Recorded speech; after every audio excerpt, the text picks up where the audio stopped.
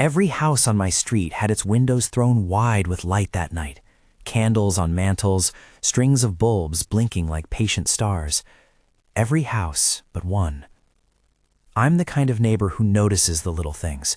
A milk carton left out, a delivery truck that comes at the wrong hour, the way a lawn chair tilts after a storm. So when I saw the Donnelly house dark against all that Christmas glare, it cut through me like a wrong note. It wasn't the absence of light as much as what that absence meant. A silence where noise should be, an open door where there should have been a welcome. This episode is about nights like that.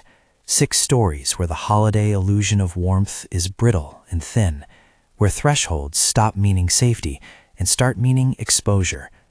We begin with the house that should have been full of people and instead looked like someone left mid-meal and never came back.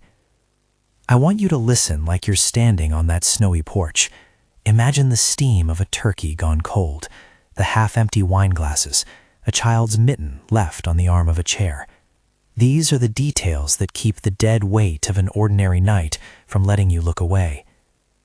I knocked, on the wood, not too hard, and put my ear to the jamb. The sound it answered was the kitchen clock, thin and ordinary, and the distant hum of the street. No voices. I had keys. I had reasons to worry, but not to cross other people's thresholds without permission. So I did what anyone would do. I peered through the living room window. The table was set for 5, silverware and neat beds, plates with flecks of gravy, a centerpiece of pine and cranberries that already looked thirsty. A chair was tipped back as if someone had stood up mid-sentence.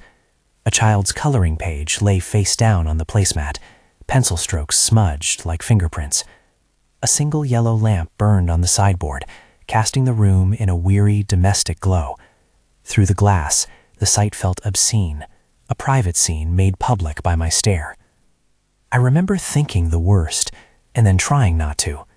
Maybe they went out for a walk and would come back laughing, scolding me for worrying. Maybe the oven had been left on, and they'd stepped out to air the house. Maybe the television had gone to static, and they'd gone to check the circuit. My brain made these small, reasonable concessions, like someone fumbling for a life preserver. The knob turned under my hand the first time I tried. Warmth leaked out, then cold. The door was cracked enough to slip inside, and when I did, the smell hit me. Turkey fat and cranberry, cloth-stiff sugar, the sharp chemical of a cleaner someone used once a week. Not the smell of a fight, not the smell of smoke or blood. It was domestic.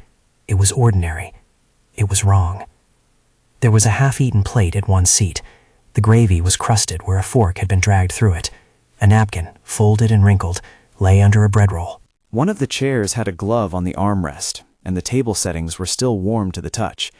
I could see footprints in the thin dust on the floor leading toward the back door, and then trails in the snow outside that wandered toward the alley and faded. I almost laughed, the absurdity of expecting the footprints to lead me to an explanation. Upstairs, I found coats on hooks, a small collection of mismatched shoes, and a child's stuffed bear propped on the top step like a sentinel. The child's bedroom was neat, bed made, nightlight on. On the dresser, a Polaroid lay face up. The Donnellys on last year's porch, brand new snow, smiles like paper. If they had left in a hurry, everything else said they had left politely. Plates suggested dinner interrupted, not catastrophe. I called 911 with the trembling in my voice that only comes when you've crossed an invisible line. The operator asked the usual questions, then kept asking over me. She told me to wait where I was. I remember standing by the door and thinking how the lamplight softened the edges of the room, how the ornaments on the tree winked like private witnesses. It felt like the house was holding its breath. By the time the first cruiser rolled up, the sky had lost the last of its blue. Sergeant Morales and Officer Kent, 2 names I'll never forget because they were there when it mattered, ducked into the low warmth of the house like doctors into an emergency ward. They moved with polite efficiency, checking rooms, calling out names that no one answered. The smell of my breath, the fog on the inside of the window, the way my hands were clasped to keep from touching anything, all of that made me feel smaller than I had the right to be. They found the back door ajar. There were tracks in the snow, 2 sets, one small, one larger, leading to a delivery alley behind the row of houses. Someone had moved through that alley and into the dark. Within days, the story exploded. Neighbors I had never spoken to marched up and down the block, hands in pockets, faces hard as if they had been punched. Local reporters came with cameras and microphones, asking questions that felt like scrapes. Someone leaked a grainy clip from the Donnelly's doorbell camera, and that clip lived longer than anyone expected. In it, a hooded figure moving with a deliberate, unhurried gait across the porch light flickering, then the figure reaching the door and disappearing inside. Nothing else. No face, no sound, no explanation. Detective Ruiz was assigned to the case. He had a way of looking at you that made it clear he was sorting you into categories: witness, person of interest, collateral. He interviewed me for hours. He asked me if I had heard anything, if I knew of anyone the Donnellys were feuding with, whether their marriage was troubled. I gave him nothing useful. I gave him everything I could remember. He asked for the list of people who had keys. He asked if anyone else had been on the porch. He asked if we had surveillance. He asked the questions that leave you exposed because they are questions you cannot control. For weeks, the neighborhood felt like a crime scene that was too polite to ask people to leave. People left casseroles on stoops with handwritten notes. The police taped off the porch for a day, while evidence technicians took photographs of crumbs and a scuff on the rug and the small, chilling impression of someone's work boot. The media made a meal of the empty chair at the table. By the time the public had furnished itself with an opinion, the family had become an emblem, Christmas gone wrong. Days turned into a slow, tight-lipped investigation. Detective Ruiz, with the case folder that smelled faintly of coffee and paper, sent samples to labs and checked registry logs and ran fingerprints through systems. He kept me up to date because I was the person who had found the scene.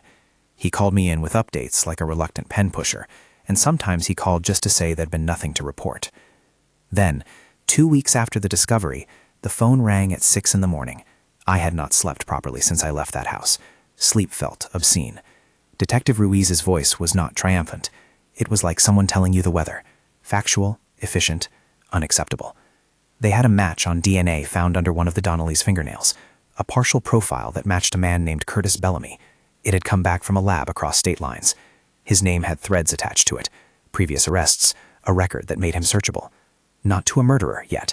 To the police, he was someone whose path had crossed statistics in the wrong ways. When they took him in, he didn't put up a spectacle. He sat with his hands visible, like a man who knew what the rules of surrender were. In the interview room, he spoke quietly. He confessed. He said the words in a tone I couldn't place. Not hysterical, not angry, just matter of fact. The media called him a monster. Neighbors called him a name that was huskier and meaner than any legal term, and the police called it a resolution. No story is neat. That one in particular had corners frayed with things that never sit well under a light. He confessed to being there that night. He confessed to what seems to have happened inside the Donnelly house. But the confession could not entirely bridge the space between physical proof and human questions. Why them? How long had he been watching? Had anyone seen him before and just not known what they'd seen? There were interview transcripts and court filings, and a prosecutor's statement that read like glass. In the end, there was enough for an arrest and a conviction. But conviction is a legal end, not a healing, and it cut the neighborhood in half. People needed closure like you need a bandage, and a trial gave them one. A name, a date, a sentence to repeat. Of the court. For me, the aftermath was both public and painfully private. I had, in the beginning, thought it noble to be the one who knocked. Do the right thing, I told myself. Call someone, get help. But the quiet attention that followed was corrosive. Friends asked me questions I didn't want to answer. Strangers on message boards inferred things about my relationship with the Donnellys that were untrue and more cruel. The clip from the doorbell ended up on late-night shows framed as unsettling footage, and my face showed up in more places than the family's privacy could bear.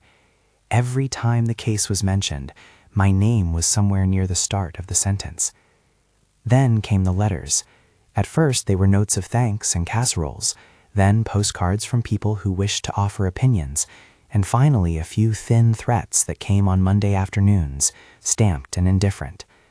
The house where I'd knocked became a lens that magnified every fault in my life. It exposed me in a way that made me take stock of my own home, of who I trusted. I moved within a year, not because the Donnellys' house felt haunted.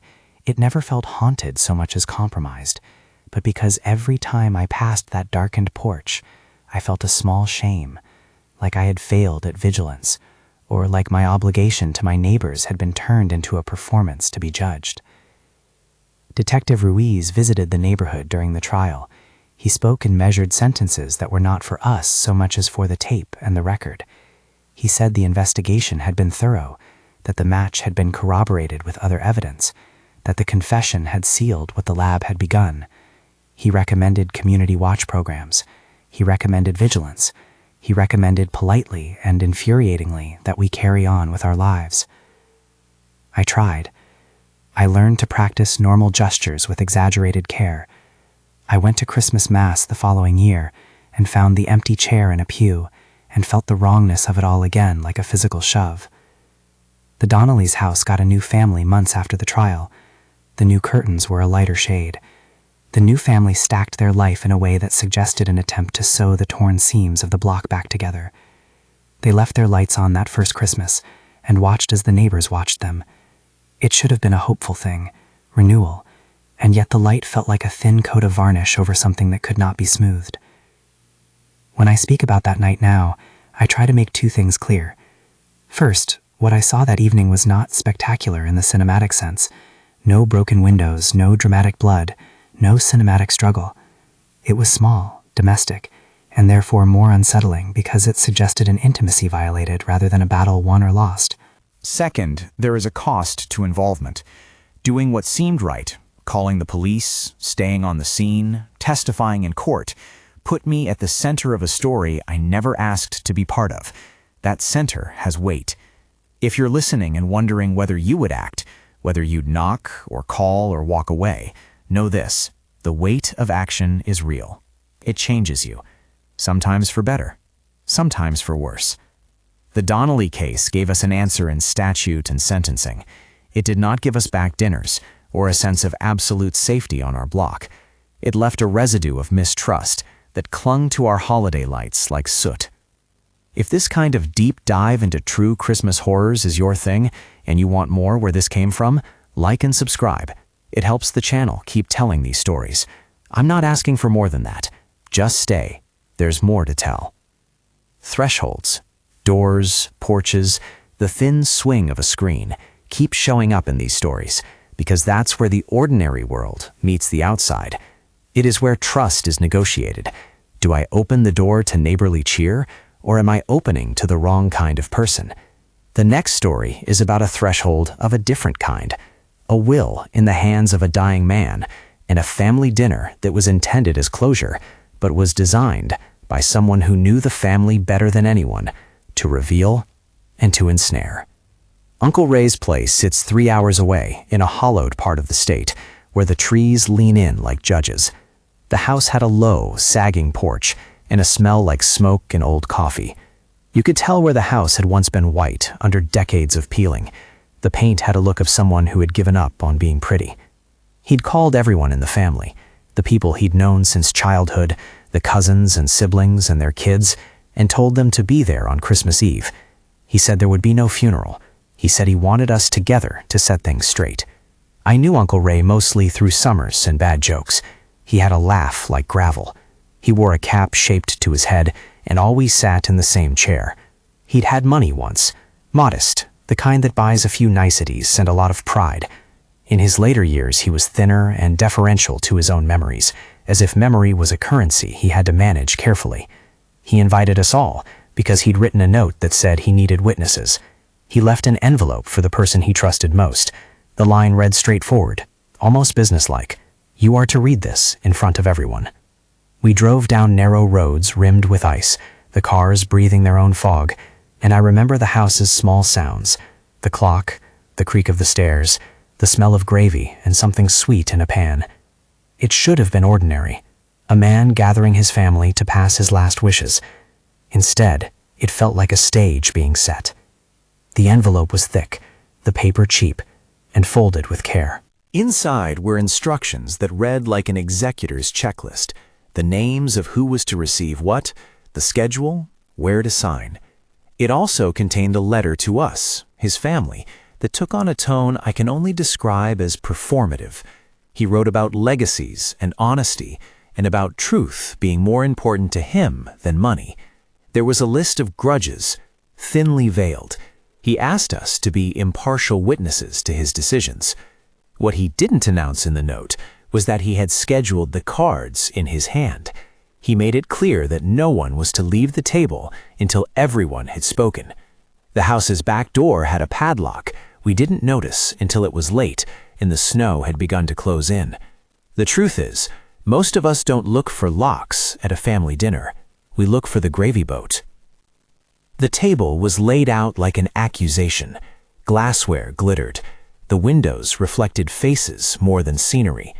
Old wounds came up in the banal way that family wounds do. Someone joked about money, someone else countered with an old slight, and the conversation deepened into old resentments. His daughter Gail, sharp, with an edge I had seen before, moved the conversation with the accuracy of a surgeon. She was the kind of person who remembers dates like they are coordinates. She held a folder the way someone holds a weapon. The paper was creased where she'd thumbed it. At one point, Uncle Ray, who still had the startling ability to be lucid when it suited him, tapped his spoon against the side of his glass.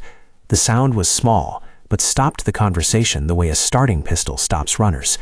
He read a passage that named his heirs, his bequests, and then he asked Gail to present something she'd found. She did not hesitate. The folder had test results in it, toxicology reports, clean and official on letterhead, and when Gail set them down in the center of the table, the way you set down a verdict, the room tilted. She read aloud a list of substances and timings, and the word toxicology hung there like a bell. I remember a cousin laughing too loudly, someone else looking at the ceiling as if it might offer an explanation. Gail's voice didn't rise when she spoke. She had made a claim against the people who stood on either side of the table, and that claim was precise. She implied that the cause of Uncle Ray's decline was not simply age, but interference. There was a quiet, accumulating disbelief. People ask for straightforward things on their deathbed. We don't expect the bedside to turn into a coroner's office. Then he stood up to protest. That was the moment I felt the temperature in the room change. He was older, but not entirely helpless. He said he needed time to think. He held the envelope to his chest like a shield, as if he could keep his final will from being read if he simply closed himself around it. And for a minute, maybe for two, we thought that would be the end.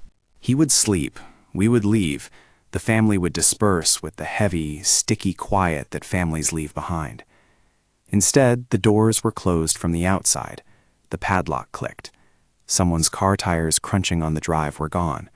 The phones in pockets found no signal. The little domestic theater turned inward into a pressure cooker. We were not, as the note had implied, impartial witnesses. We were captives. You have to understand, it's not only the lock that imposes violence, it's the change of conditions. It is the realization that the room is now a container where the truth is being forced out like air from a punctured lung. People began to shift in their chairs. A daughter accused another of taking money. A sister accused someone of meddling with prescriptions. The test results that Gail had shown were interpreted like a map of intent. Fingers pointed. Voices rose, not in sudden screams, but like old mechanics that had long ago rusted loose and were now being squeezed until they snapped.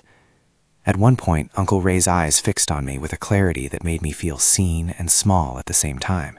He mouthed something I couldn't hear. It was either regret or instruction. I moved to the window and saw, in the reflection, our faces like a jury arrayed. The light from outside was thin and indifferent. It was Christmas Eve, and the world outside the locked doors carried on. Inside, we argued. Gail's evidence was technical and cold. The toxicology showed an ingestion pattern that suggested some form of poisoning over time. Small doses, concealed as medicine perhaps, the kind that aged bodies might attribute to infirmity. But it was only evidence on paper. It required interpretation and motive. It required an answer to the question that hangs in the air like a last cigarette smoke. Who benefits? Accusations are blunt instruments. They don't fit the exacting shape of human complexity. And Francine, who had always been a model of social niceties, went red as a beet when the suggestion of interference fell on her. Her husband broke down in a sob that made the room sound like a house collapsing in an earthquake. We argued in clipped sentences, in the code of family fights where love and grievance share the same breath. And then, mid-argument, Uncle Ray's face went slack. For the first time, the theoretical discussion became practical and immediate. He slumped forward, and his silverware clinked against the plate. Someone called out. Someone tried to move him. He wouldn't wake. Gail's hands were on his chest, as if she could press the truth into his ribcage. The room moved with the frantic choreography of people who suddenly have to be practical. Find a phone, seek help, take his pulse. But the padlock was still on the back door, and it felt for a moment as though the house had decided to hold its own council. People began to panic. Keys that had hung on hooks were suddenly precious. The locked porch felt like a noose. Someone pounded on the door until the neighbors turned up with torches and demands. Someone else, in a voice that was half hopeful and half brokered, said that we ought to call an ambulance first and call a lawyer later. Practicality resumed, but the fabric of the dinner was torn. They took Uncle Ray to the hospital. The toxicology tests that had been in the folder were not ignored in medical eyes, and a specialist's note called attention to discrepancies. Police were notified. Gail's evidence was logged and photographed. A will that had been intended as the final statement of a man's life turned into the primary piece of evidence in a criminal inquiry. The house where we had all been engulfed in memory became, in the record, the scene of an alleged crime. I should tell you here that I am not a legal expert. I am a cousin who sat at the table while family names were called into the air like coins flipped to decide fate. What I can tell you is what happened in the weeks after that evening. Relationships that had been built on decades of accumulation unraveled in a matter of months. Families split, lawyers sat like vultures in corners, and neighbors whispered outside closed curtains. Gail hired an attorney. My mother, who had always been proud but now was bruised, refused to return calls. There were whispered suggestions that money had motivated someone to interfere. There were claims that a man in pain would have chosen his own end differently. There were, as there are in so many of these cases, competing narratives, all of which could be true in part and false in part. And beneath it all was a question that every reasonable person asks. Did anyone intend to kill Uncle Ray? Or had someone administered something in a misguided attempt to help that turned out to be fatal? The medical report would eventually list a cause that read clinically. The police would file charges against names that once referred to family ties. But for that night, we sat hollowed by the knowledge that the house had become a theater of accusation and that no one would get to leave with a simple sense of closure. The padlock, the envelope, the folder, these were objects that now meant more than they had an hour before. They were evidence and excuses both, and they would not be uncomplicatedly resolved. This is where I want to stop for a moment. At the dinner table, with the silverware still clinking, with the house's back door perhaps now a line that could not be crossed unmade. It's where the scene holds its breath and waits for the next thing to happen, an arrest, a confession, an explanation, or nothing at all. The rest of the story moves from the domestic to the judicial and back again, and it changes people in ways small and devastating. The will that was meant to settle estates became the hinge on which a family's life was torn apart. There are more nights to come. More doors to peer at, more packages with strange ribbons, more routes where headlights fade and never return. But right now, it's that locked dining room and the echo of a fallen man that presses the hardest. The Christmas lights outside keep their steady pulse, ignorant of the quarrel within. When we come back to these stories, we'll pick up where the padlock closed and see what it meant for those named in the envelope and for the person who had to witness it all. For now, hold that picture in your mind, a family gathered for closure and instead trapped in a moment that rewrites their history. Think about the thinness of the things that usually hold us together: trust, consistency, easy explanations, and how quickly they can become brittle. There is a pattern here, a motif I keep returning to. Thresholds become tests. Doors, wills, roadways, Santa suits, all the objects that mean holiday comfort can be repurposed by someone with intent. Keep that in your mind as we move to the next story, which takes us from a closed dining room to the unnerving intimacy of unwanted gifts, parcels wrapped with your name that indicate someone has been in your house. It is one thing to lose a sitting meal. It is another to find evidence of someone reading the places you've kept private and choosing to leave a calling card. Wrapped in green. It begins with something small, a bow that is too familiar, the exact same pattern as the one you use on your birthday presents.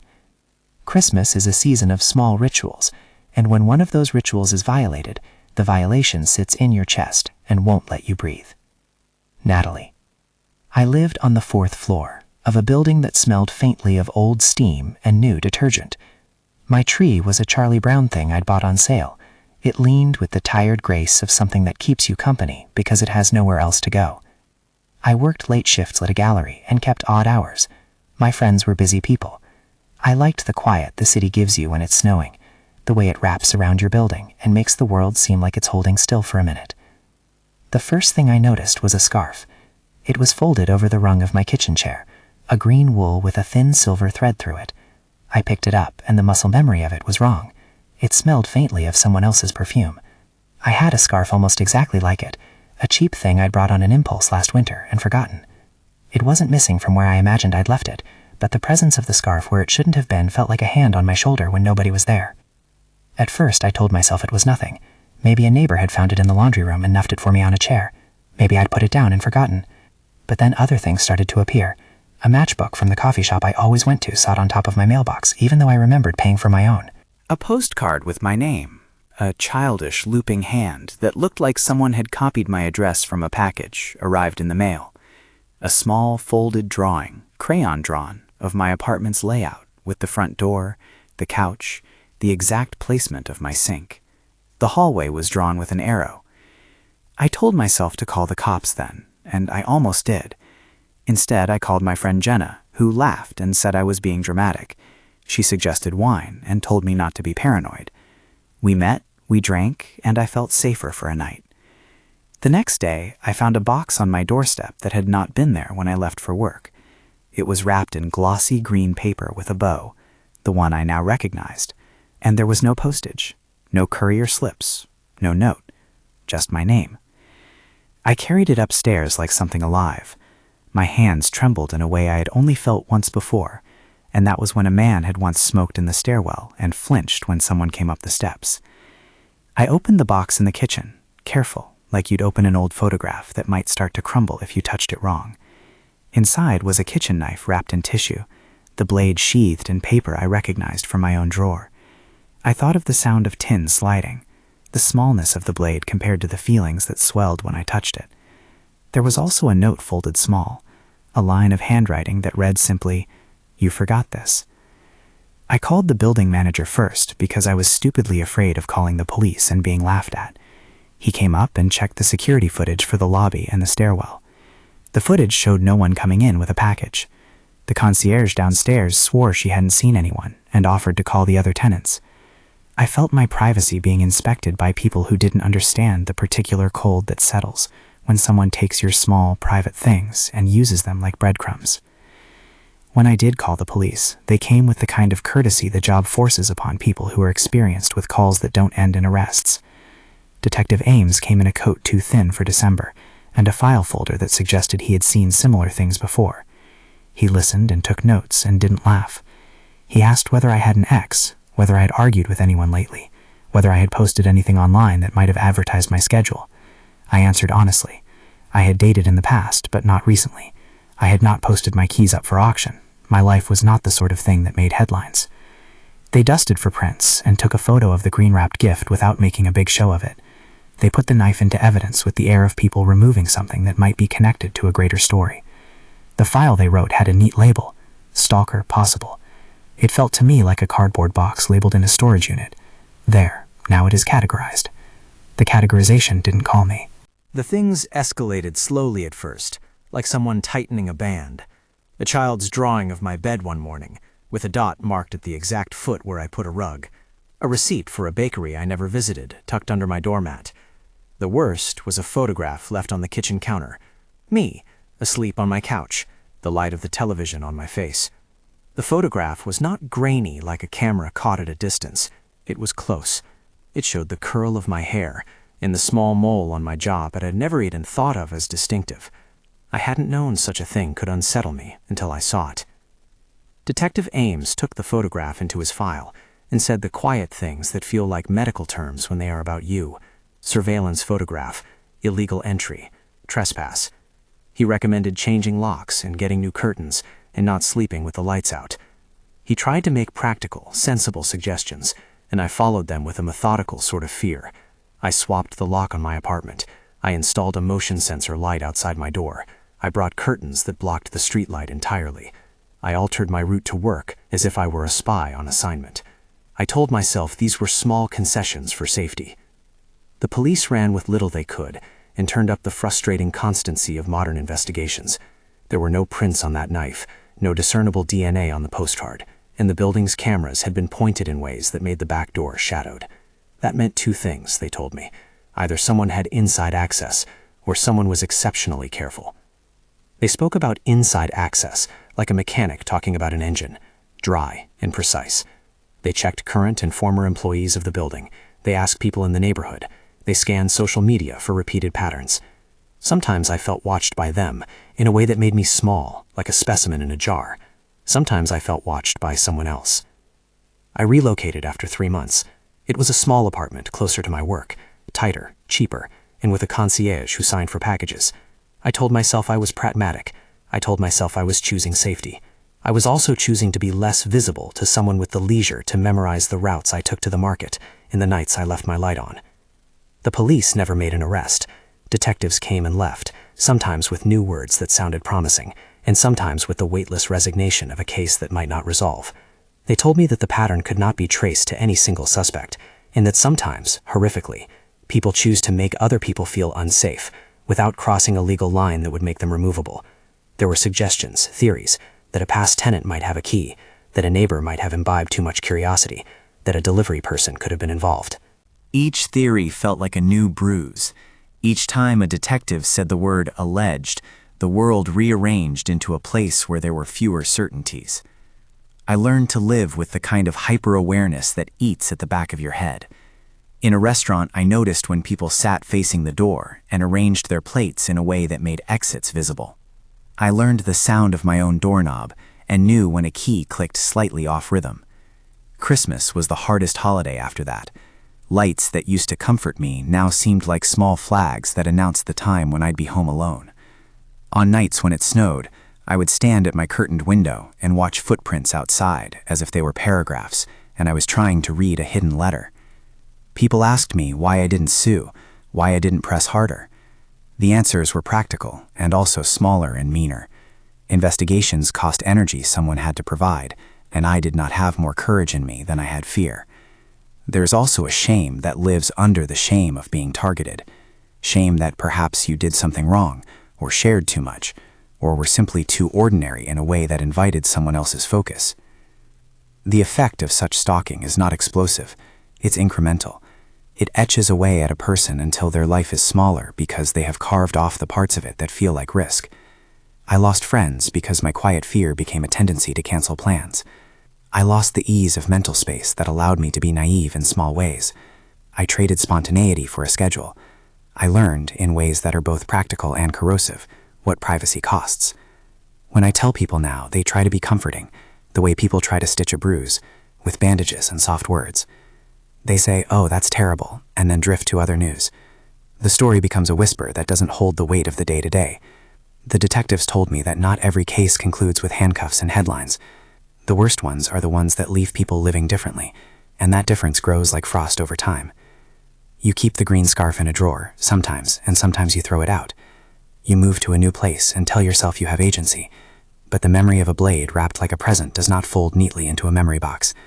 It sits like a kept object you are proud to own, but you're not proud. You are weary. You learn that the holidays can make anonymity into an instrument, and that the boxes under a tree can sometimes be messages rather than gifts. Host. Gifts meant to delight can be turned into messages meant to unnerve. Something wrapped in green can be a token of affection or a warning. From the intimacy of a stalker's careful gifts, we now move to the open road, the famous awful highway that links towns and towns of grieving relatives. Route 63 was where headlights faded and people vanished on Christmas Eve. For one sister, a photograph would start a chain that unspooled into something larger than one family. Craig. My brother worked as a mechanic and had a way with diesel engines that made old cars purr like kittens. He liked to travel light, never took much with him besides a pack, a flannel shirt, and a radio that never quite tuned in the right station. He always said that the journey was half the point, that roads were conversations. He was driving to see me on Christmas Eve. It was a short trip, the kind you make because you don't want to eat alone. He called earlier that afternoon. He was cheerful, in that way brothers can be, teasing, short-winded, a laugh that ended sentences. He said he'd be there by evening. I drove out to meet him halfway because the weather had been sketchy and I didn't want him to be alone. When I pulled into the rest stop on Route 63, his car was not there. I figured he'd been delayed, that he would call. He did not. The next morning, a photograph arrived on my phone. It was of my brother's car on the side of Route 63, hood up, people milling at a distance. The photograph had been left in my mailbox, like a puzzle piece with no edges. There was no note. The glove compartment had a receipt for gas. The driver's wallet was there. The shoes were folded in the back seat. What wasn't there was Craig. The police came. They looked at the photograph like others had looked at strange packages, with the same mixture of curiosity and dread. Officer Peterson took my statement. The small print of police work, the lists, the where were you questions, began to compress a life into a series of checkboxes. Someone had found his keys by the roadside, they said. Someone had seen headlights and then nothing at all. The highway camera at mile marker 47 had an image that suggested a car going off the road and then someone walking away from it. The grain of the camera footage was coarse, like an old postcard, but the human shape was there. An arm, a dark coat, a movement away from the lights. That photograph on my phone, the one that had arrived overnight, connected us to other people who had received similar things. Names from a decade of unsolved disappearances began to cluster in my inbox, and someone from a support forum sent me a list of other missing persons last seen on Route 63 on winter nights. There was a pattern. Patterns are what give investigators footholds. Detective Ames called and offered a mixture of procedural calm and private sorrow. He told me that the FBI would be brought in because of the pattern, and that sometimes patterns belong to a single person, a predator who has learned to use the slow rhythm of holiday travel to his advantage. The idea made the rest stop bathrooms feel smaller, the fluorescent lights more clinical. We are trained to think of travel as neutral, but certain routes, on certain nights, are the kind of dark that predators prefer. The breakthrough came from a tip, a woman who had been cleaning a cabin that at first had not seemed connected to anything. She noticed a strange collection in a buried chest, photographs, license plates, small tokens that matched descriptions of items missing from victims' homes. The FBI sent a team. They issued search warrants. They found a cabin that was not on any tourist brochure, insulated poorly, smelling faintly of machine oil and cedar, a place that had both hobbies and hoarding habits colliding. There were items that matched the missing folks' belongings. They called it trophies, a word the investigators used with clinical detachment. Roy Sutter's name came into the case then, identified through threads of evidence and a life that, when the investigators looked closer, fit the outline they had been suspecting. He had been someone who lived in an unremarkable town, and who, from the outside, could be a neighbor or a friend. The authorities said he had been identified, and later died by suicide while surrounded by FBI agents. That phrasing, rotely formal, landed in people's mouths like gravel. It was a culmination that felt both complete and deeply incomplete. When the cabin was searched, the paperwork said the bones of conclusions, items cataloged, photographs taken, and then the tragedy of a person found dead in what looked like a final, self-contained act. The FBI would later lay out a sequence of possessions and timelines to tie names to places and to explain, as best they could, the connections between a missing car on Route 63 and a man who had been living with the evidence of others in his space. My brother's remains were recovered weeks later in a wooded area where the ground had the stubborn patience of seasonally thawed earth. They sent them back, with care and with a dignity that felt to those of us left behind, both necessary and insufficient. There is no ceremony that can fully stitch a life back together once a body is moved from being missing to being something you can bury. The rituals help, but they are small. The public reaction was a particular kind of ache. Headlines ran in cycles that seemed to delight in neatness. A suspect found, a pattern explained, closure declared. But closure, in capital letters, is a journalism shortcut. For families, it is an ongoing calibration between legal resolution and heartbreak. The identification of Roy Sutter and his subsequent death ended a hunt, but it did not end the work of grief. It did not erase the nights my mother spent scrolling through archived footage, or the way my sister would check the driveway at 3 in the morning. The FBI agents were professional and courteous. One of them, a woman named Agent Morales, no relation to any other officer, sat with me for hours and explained the evidence in a way that was respectful, but also painfully precise. She spoke of timelines and cell tower pings, and of how predators learn to work highways like tools. They did not dramatize. They used analytic language to impose order on horror. When she mentioned how many other families were connected by similar thin threads, I felt like I was part of a quilt that was fraying at the edges. After the initial media storm, there was an exhaustion in our house. People expressed condolences and then dropped into the silence that follows an ordeal. Some were aggressive curiosity, others were reverence. Strangers sent me photos of my brother's smile, taken from social media posts.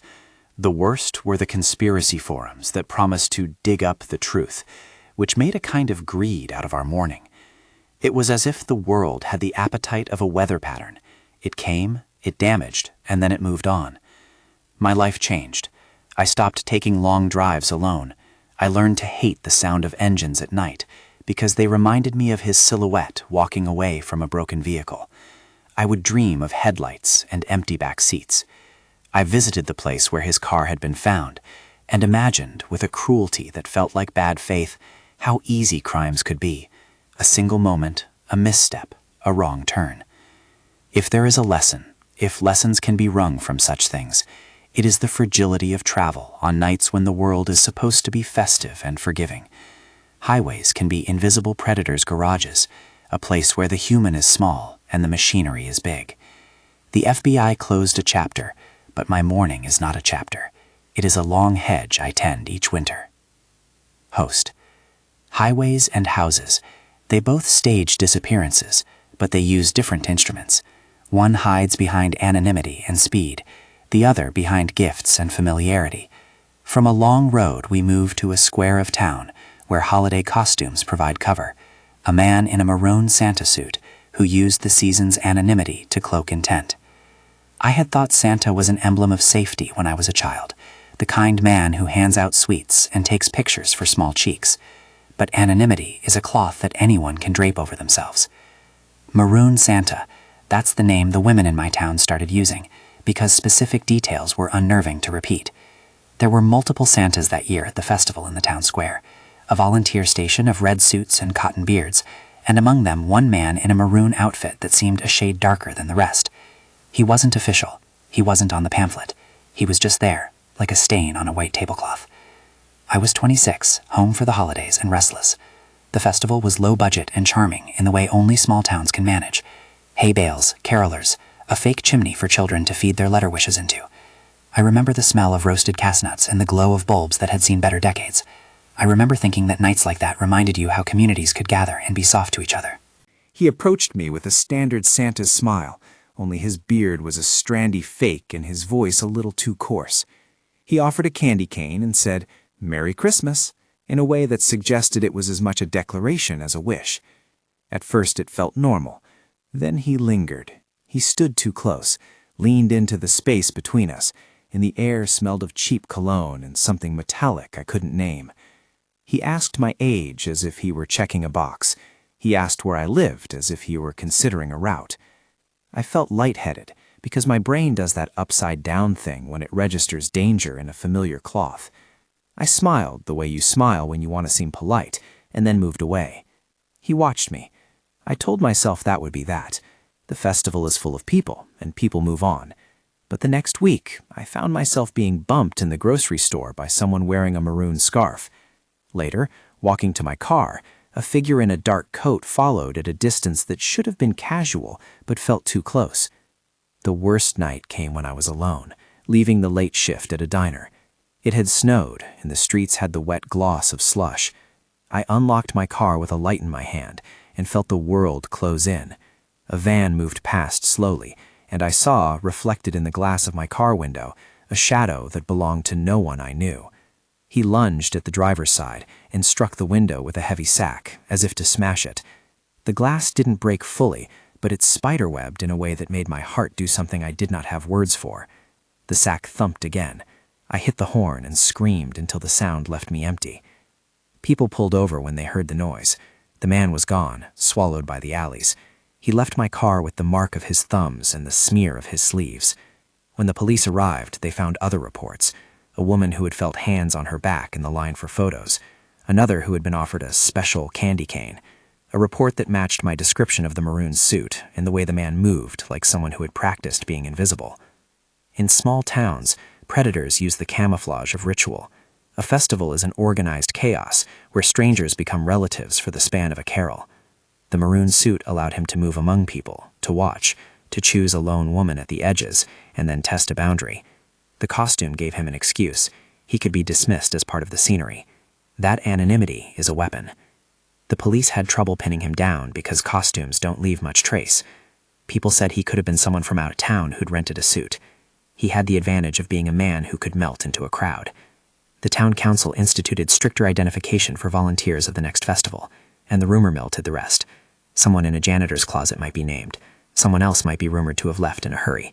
But rumors are poor companions of justice. I moved away within the year. Not because the town condemned me, or because I couldn't look at the hay bales, but because the festival had turned into a scene that replayed in my head, a maroon blur against the glow of bulbs. There are ways the memory of a costume can latch onto your life, turning normal textures into alarms. I learned to check crowds for costumes, to prefer daylight, to avoid corners where someone might wait with a sack. Once, a woman stopped me on a bus years later and said, "You too?" in a way that made both of us shiver with a recognition that felt like blood. It binds you, these small, cruel memories, into a community of people who've been brushed by the same cloth, and those shared experiences are salves and scars at once. We warn each other in grocery lines and at hairdressers, and sometimes we simply avoid places where costumes have been used as cover. Host. A Santa suit should be a sign that the world has softer corners. Instead, in that town, it became a mask. Masks hide intention. They also allow predators to play roles. Our final story takes place in the private vertical world of the apartment building, a narrow metal ladder from one floor to another, a ledge, a face pressed to glass on a cold December night. I had always thought of fire escapes as architectural poetry, a place for a cat to sun itself and for a smoker to gather breath. I discovered how thin their poetry could be when someone decided to use them as a stage for intimidation. The ledge, first person, tenant. I moved into the building because it was cheap, and because the landlord had an old record collection in the basement I could borrow from. My apartment overlooked the narrow lane between two brick facades, a place where pigeons like to judge the world. I liked the place because it felt slightly cinematic, the kind of apartment you might see in a movie where something small, intimate, and terrible happens. The first time I noticed something wrong, it was a sound in the hall at night. The knob on my neighbor's door turned, then turned the other way, as if someone were testing it. In winter, you learn the rhythms of a building, which pipes bang and when, which neighbor's laugh carries, which footsteps belong to strangers. The turn of the knob was not normal. It was deliberate and rhythmic. Left, right, as if someone were trying to learn the mechanism. I told myself it was the building settling. I told myself I was being dramatic, because it was Christmas and people are lonely, and sometimes loneliness makes you suspicious. But then someone rapped on my window with one knuckle, in a slow, polite Morse that made my skin feel too thin. I pulled the curtains and peered out, and saw a silhouette on the fire escape, a man who looked like someone who practiced being patient. He was testing the locks on windows, like someone who loved the anatomy of small openings. I called the police. They came with a courteous exhale and took my statement with a pen that scratched softly across paper. They told me to keep my curtains closed. They told me the usual things: change locks, call if he returns. They left, and I sat with the curtains drawn, like a shoebox that kept me contained. He returned the next night. He walked along the iron, measured by a slow foot, and stopped at my level. He knocked on the glass, soft as a lover, and then pressed his face to it. I could see him, his breath fogging on the pane, his eyes not quite visible, but those contours of a face I could not name. He had a patient look, as if he enjoyed the possibilities of a person he had watched for a long time. I remember acting in ways I now understand as both brave and instinctive. I turned on every light in the apartment, I yelled, and I banged pots together to make noise. The clatter had a ridiculous, comic quality to it in the moment. The man didn't run. He paused, and then slid away down the iron ladder. I saw him go into the dark, and I felt the building close its breath like a mouth. Neighbors came to their windows. Someone flashed a flashlight in the hall. It was like a communal vigil, small and practical. When the police finally arrived, they had been on another call. They spoke with the kind of delayed professionalism that made my heart sink and my gratitude taut at the edges. They found no one. The footprints on the rusted steps were ephemeral in the frost, and the man was gone. Later, the landlord distributed a notice that there had been suspicious activity and that tenants should be vigilant. The notice was the kind of mild bureaucracy that pretends to be reassurance. It felt like putting a coat on a wound. The man returned again a week later. This time he brought a small ladder to the building, which is something I tell people now because it illustrates his patience in preparation more than anything dramatic did. He climbed to the platform and tested the window latch until it yielded, as if the building were a door with pockets of memory waiting to be ridden into. He pressed his cheek to the glass, and you could see him breathing into it, one slow, unhurrying exhalation. That image, a man's face literally warmed against the pain of my life, is the thing that has never left me. I managed to get my neighbor's attention. She lived across the hall and left her light on as a signal. Her car's headlights swept across the alley, and the man froze, as if someone had taken a photograph of him mid-sin. He climbed away with the kind of composed slowness of someone who doesn't flinch when a plan might fail. He left without a struggle, but the speed he left at was not a fast sprint. It was a steady slide into the night. The police came after someone called from across the street. He was never caught. The police said the man was likely local and might have been watching the building for some time. They searched records and ran a check on people with restraining orders in the area. It was one of those investigations that landed in a gap between suspicious and criminally prosecutable. He had not broken into my apartment. He had not physically assaulted me. He had committed a kind of intimate trespass that the law can prosecute, but which is often left in the purgatory of not quite. I moved 2 months later. The landlord finally fixed the latch and installed a new intercom that required a code. The building felt better in ways I could point to. A new lock, a notice that said no loitering on fire escape. But the fear doesn't vanish with a lock. It takes with it a residue, a set of new habits. I stopped leaving my curtains open in daylight. I began to take the long way home, down streets that had more people. I learned to sleep with a phone on my pillow. People said I was lucky I had called, that my neighbor's lights had helped, that the police had responded as best they could. I am grateful for those things, but gratitude sits next to guilt, the small, shameful thought that maybe I had invited attention somehow by living the life I did. That is the cruel part of these stories. The victims spend time accusing themselves because the rest of the world is quick to imagine explanations that are easier than admitting random malice exists. There has been no arrest as far as I know. The man on the ledge remains a figure in the stairwell of my memory. Sometimes I wonder if he ever migrates the way migratory birds do, moving on when the season is over. Most nights I think of him as someone who liked the architecture of access. The image I keep is of breath fogging the window, and the way the light inside turned his face into a thing that looked like somebody else's sorrow. Host. 6 stories, 6 thresholds. A dark house on a street of lights, a dinner that became a cross-examination, gifts that were messages, a highway that turned into a hunting ground, a holiday disguise that cloaked menace, and a fire escape that became an instrument of dread. There are patterns here, because people are patterns. They prefer predictable places where other people's defenses are down. Holidays, festivals, roads lined with cars, homes with open doors, apartments with old latches. The details differ: a ribbon, a padlock, a photograph, a maroon suit, but the quiet sameness is the same. A predator sees a weak hinge and pushes. And yet, in each story, there is a human story that resists being filed neatly. Survivors carry forward with complicated practicalities, relocations, court appearances, media attention, police investigations that close in ways that feel both satisfying and insufficient. Some cases end in arrest and conviction. Some end in the discovery of a cabin full of trophies and a man who dies surrounded by agents. Some never conclude in ways that feel final. In all of them, the cost is personal: isolation, distrust, the quiet rearrangement of one's life. I want to close with a few honest points.